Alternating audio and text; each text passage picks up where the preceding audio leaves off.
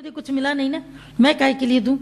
लेकिन तुम देते जाओगे देते जाओगे देते जाओगे, परमात्मा उसके लिए बैठा हुआ है, हर चीज के लिए परमात्मा बैठा है। तो देने के वक्त में तुम जब सबको प्रेम देते रहते हो, ज्ञान देते हो, सेवा देते हो, मदद देते हो, एक दूसरे को सहारा देते हो, तुम किसी को सहारा दो और सहारा दे करके चलाओ। लेकिन अगले की भी, खासकर हर सत्संगी की, ये अंदर का इनका नजरिया होना चाहिए कि हर एक व्यक्ति का शुक्राना करते रहो। रास्ते रास्ते पर तुमको सब मदद करते हैं, तुम्हारे घर में माँ बाप, तुम्हारे भाई बहन, तुम सत्संग में आते हो, तुम्हें घर के लोग रोकते नहीं है, क्या कोई कम बड़ी बात है। टोका टाकी करते होंगे, टाइम टाइम पर टॉन्टिंग करते होंगे, सत्संग जाती है ना, सत्संग जाती है, अरे भाई सत्संग जा रही है, इसको जाने दो, इनको सत्संग जाना है, जल्दी जाने दो। शुक्र है हाथ पैर में बेड़ियां तो नहीं बांधते, मीरा की तरीके से तुमको विष का प्याला तो नहीं देते, मीरा की तरीके से तुमको गालियां तो नहीं देते, शुक्र है आने तो देते। जब इसका भी शुक्रिया करोगे तो तुमको लगेगा एक एक व्यक्ति का शुक्रिया करना कितना अच्छा है। अभी 25 दिसंबर आ रहा है, तुम याद रखना कि जब ये ऐसा क्राइस्ट को क्रूसिफाई किया गया था तो उसकी एक रात पहले उन्होंने अपने सब शिष्यों को अपने पास बुलाया। अवतार होते हैं, पता लग जाता है अब कौन सी घटना घटित होने वाली है। कोई उम्र भी उनकी बड़ी नहीं थी, छोटी सी उम्र थी। शिष्यों को बुलाया और किसी पहाड़ी पर लेकर के गए, वहां सबको भोजन परोसा क्राइस्ट ने, और भोजन परोसने के बाद में उन सबको बोला, मुझको देखो मैं क्या करता हूं, बोलना बीच में कुछ भी नहीं, मुझको देखो मैं क्या करता हूं, लेकिन बोलना बीच में कुछ नहीं।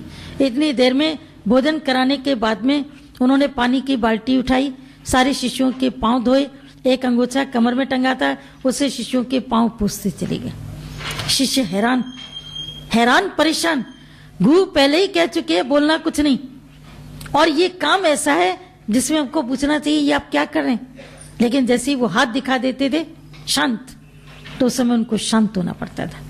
जब क्राइस्ट अपना कार्य समाप्त कर चुके तो अपने शिष्यों को बोला जैसे मैंने तुम्हारे साथ किया है, तुम सब मेरे शिष्य हो, मुझे अपना प्रभु करके जानते हो, गुरु करके जानते हो, लेकिन मैं जब तुम्हारे साथ में नम्रता कर सकता हूं तो तुम औरों के साथ नम्रता क्यों नहीं कर सकते। तुम्हें भी सबके साथ में सेवा का व्यवहार लेना चाहिए। और वो दिन और आज का दिन तुमने क्रिश्चियंस में सेवा की भावना देखी होगी। मदर टेरेसा को तुमने सुना, टीवी में भी कई बार तुमने देखा कैसे वो अपना देश छोड़ करके इंडिया के भीतर में कुष्ठ रोगियों की सेवा करने के लिए आ गई। Old people home mother Teresa की देन है। अब आजकल लोग जाते हैं, दान करके आते हैं, कपड़े दे के आते हैं, गर्मी के कपड़े, सर्दी के कपड़े, या कभी भोजन है, कभी कुछ है। कितने भी तुम्हारे जितने भी इनके सर्विस सेंटर्स बने, इनमें सेवा का जज्बा ये मुख्य है, सेवा कार्य मुख्य है। तो क्या क्राइस्ट ने शिष्यों को ज्ञान नहीं दिया था? क्या बाइबल में ज्ञान नहीं? पूरी बाइबल में ज्ञान के सिवा कुछ नहीं भरा पड़ा है, सारा का सारा ज्ञान है। किंतु क्राइस्ट ने सेवा के ऊपर जैसे कि जोर दिया कि मैं सबकी सेवा कर सकता हूं, तुम क्यों नहीं? मैं तुम सबके पैर छू सकता हूं, तुम एक दूसरे के पांव क्यों नहीं छू सकते हो? तुम एक दूसरे के आगे झुक क्यों नहीं सकते हो? क्योंकि तुरंत एकदम ईगो आ जाता है, और उस ईगो को खत्म करने के लिए जब गुरु वार करता है तो तुम अपनी गर्दन यूं बचा लेते हो, मैं कोई गलत नहीं हूं, मेरे ऊपर वार मत करिए, मैं बिल्कुल ठीक हूं।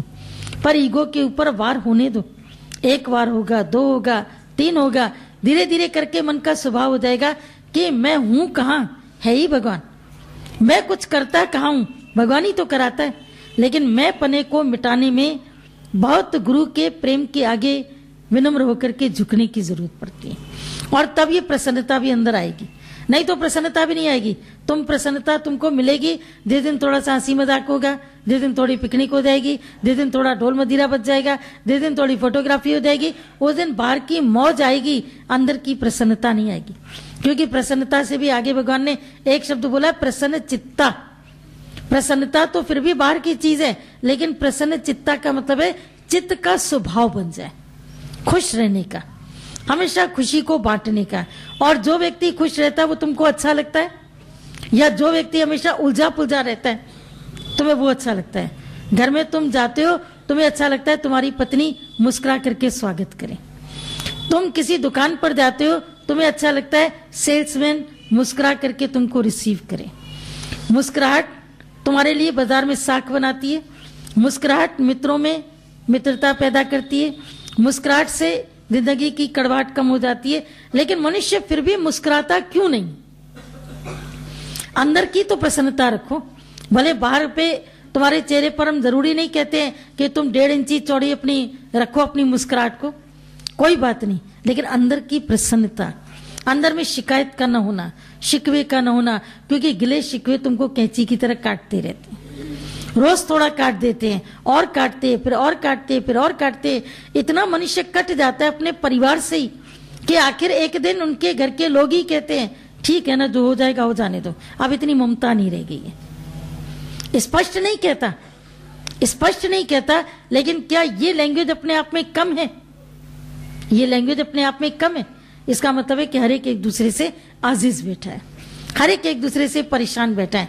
झेलते झेलते झेलते झेलते झेलते उम्र इतनी हो जाती है, 50 साल 60 साल 70 साल, फिर लगता है बहुत जी तो लिए साथ में, अब जो होगा देखा जाएगा। लेकिन फिर जब कुछ होता है तो उसको बर्दाश्त भी नहीं कर पाता है, क्योंकि मन की ममता भी है।